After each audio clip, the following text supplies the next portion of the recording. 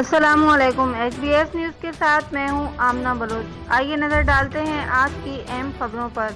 Report کر رہے ہیں حیدرآباد سے بیورو رپورٹ کامران علی کھیڑو کی رپورٹ مطابق خانزادہ محلہ میں مقامی زمیندار ماسٹر شوکت خانزادہ کے گھر میں پولیس کی وردی میں ملبوس نامعلوم مسلح ڈاکو کی ڈکیتی، نقد رقم، سونا، زیورات لوٹ کر فرار۔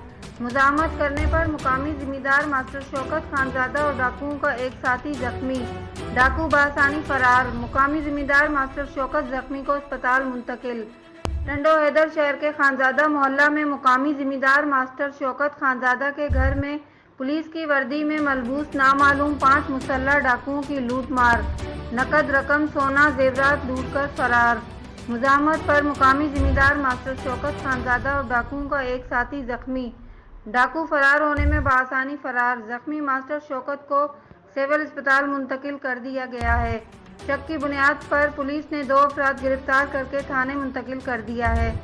آخری اطلاعات تک واقعے کو کوئی کیس داخل نہیں ہو سکا ہے۔